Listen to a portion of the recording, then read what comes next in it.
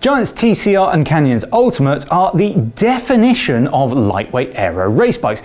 But which should you buy? Well, I've ridden both, so let's put them head to head to find out. Oh, and kind of a spoiler, I wouldn't actually buy either of these two, but I'll get to why later.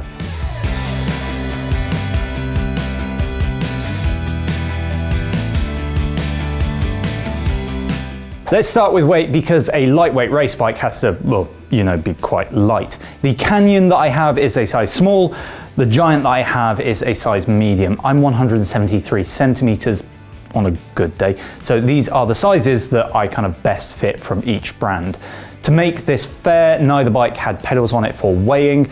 The TCR, 7.2 kilos, while the Ultimate, that's 7.56 kilos. So a 360 gram difference.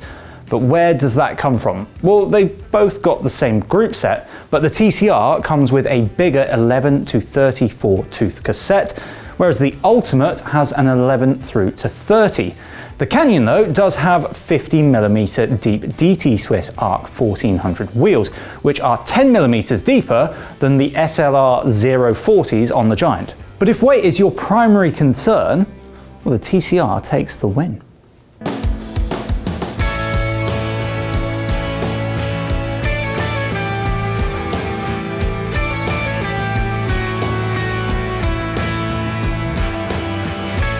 Giant claims that the new TCR is 4.19 watts more efficient than the 2021 model at 40 kilometers per hour. But in this game of aero top trumps that we'll kind of just have to believe, the Canyon actually wins it with a 5 watt saving over the old model at 45 kilometers per hour.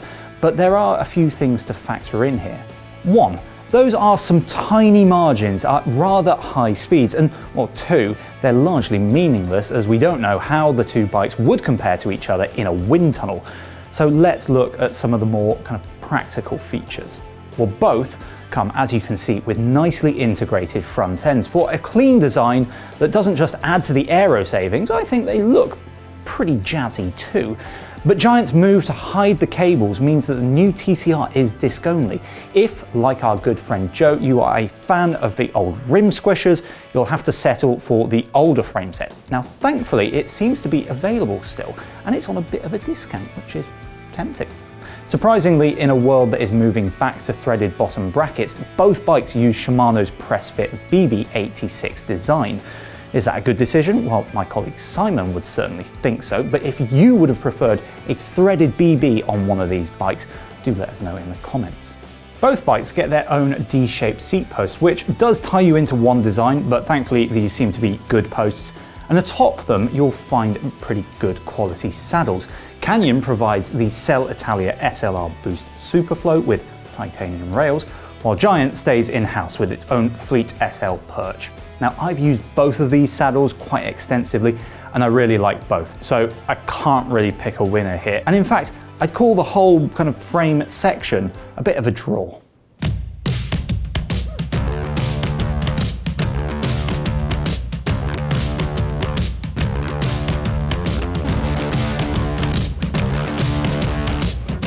I think there will be a clear difference for some people in the wheel sets. The DT Swiss Arcs are pretty standard fare with a claimed weight of 1,552 grams.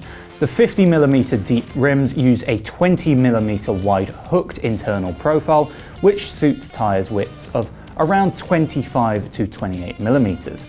The Giant's latest SLR 040 wheel set, meanwhile, has a hookless rim and weighs a claimed 1,339 grams. It also gets some rather fancy carbon spokes. Both wheel sets felt lovely in use, but the lower rim height and weight would be the way that I'd go on a bike like this. I think it helps the TCR to feel a little more sprightly on steeper climbs, and as a lighter rider, I do feel the crosswinds a little more, and a lower profile can help there. Both wheel sets come with some good quality rubber. Now, Giant stays in-house with its 28mm Cadex Race GC tyres, while Canyon opts for the highly regarded Schwalbe Pro 1. I would say that the latter is my favourite tyre choice of the two, but the Canyon, it's spec'd with a 25mm on the front and a 28mm on the rear. Yes, this saves a little weight and might be a bit more aero, but the reality is that my local roads are pretty shocking. And on my own bike, I run 30mm Continental GP5000 STRs down at about 45 PSI. So for my riding, the TCR wins in the tyre department.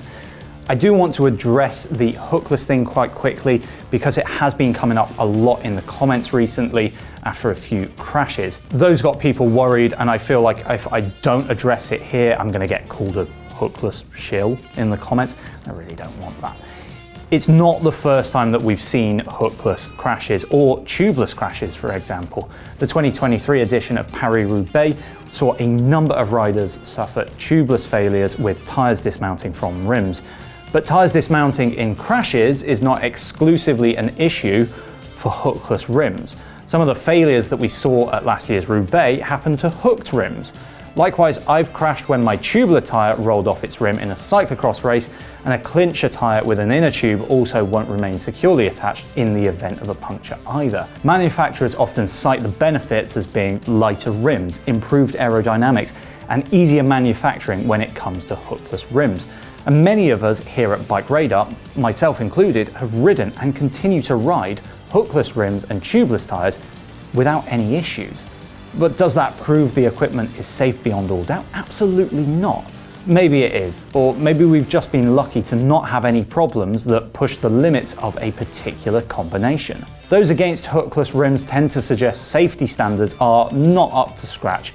And it has to be said that major wheel manufacturers and the ETRTO and ISO providing conflicting information on compatibility to customers, well, that's not helpful at all. It is this, I think, that we need the industry to address. It is worth remembering, though, that there's no rim and tyre system that's totally immune to failure. So I think I'll end this section by saying that if you perceive hookless to be a risk, then don't buy a bike with hookless rims. Simple.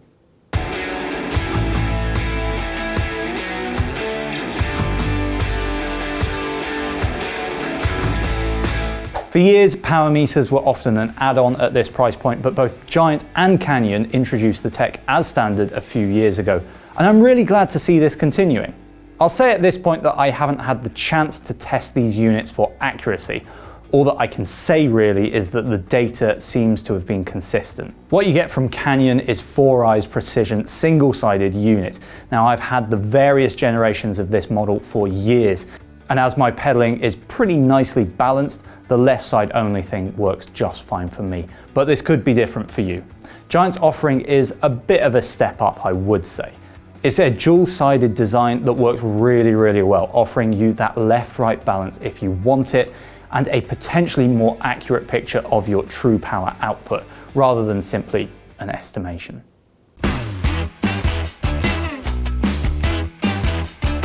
This is where we see a significant difference in the two bikes, though which one you prefer will likely come down to personal preference.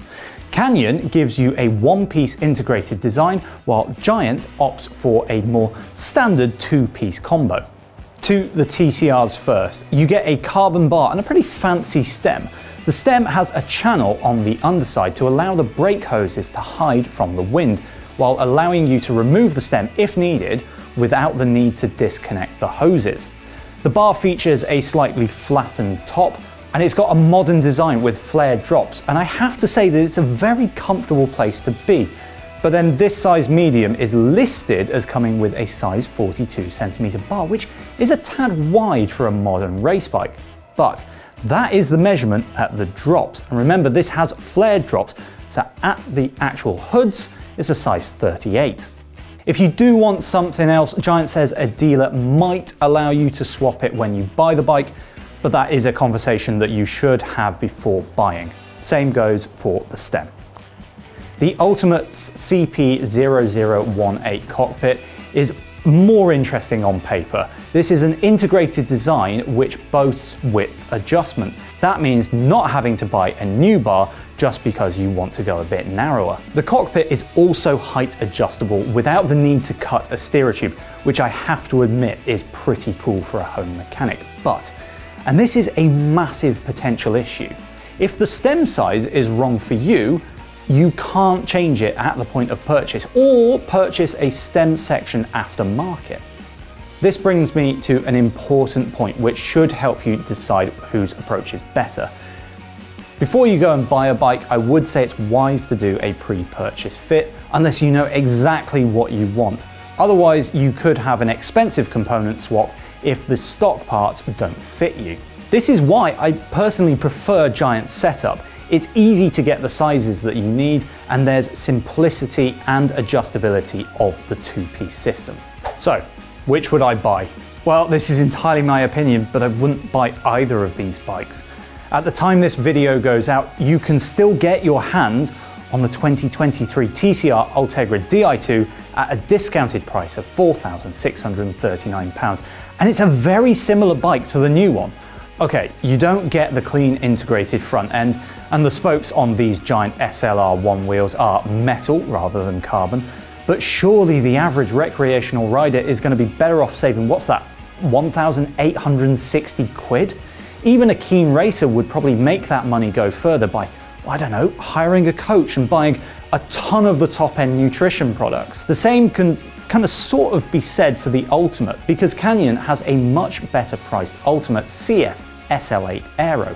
Yes, it has a lower spec frame, which bumps the weight up to 7.8 kilos, but you still get deep section DT Swiss wheels, the latest Ultegra Di2, and that fancy front end. Like the TCR, this costs £1,400 less, and there is no way I'd be spending that extra cash. I'd also really think about where you'll be riding. Yes, a super low bike weight will help on the hills, there's kind of no arguing that. But how much of your ride do you actually spend going up a steep hill? If, like me, you ride flat and rolling roads before you get to the big climbs, it might be sensible to optimize the former part of your ride for better overall efficiency. This is also really true if you're racing. Optimizing your setup for the majority of a race will likely make you faster than if you optimize for just one or two climbs. The reason I say this is that Canyon and Giant both have excellent full-on aero race bikes, which, in the equivalent builds, are both 200 quid cheaper than the lightweight aero race options. I kind of put the weights on the screen, but the fact is that you're not losing too much in terms of those weights. There is no doubt that these are two lovely bikes, but I think for my money there are better options available from the brands themselves.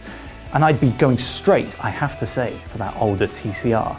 But which bike would you have? Let me know in the comments below, and if you want to see Simon's long-term review of his TCR Advance Pro 2, why not check out this video? Remember to like and subscribe, and we'll see you next time.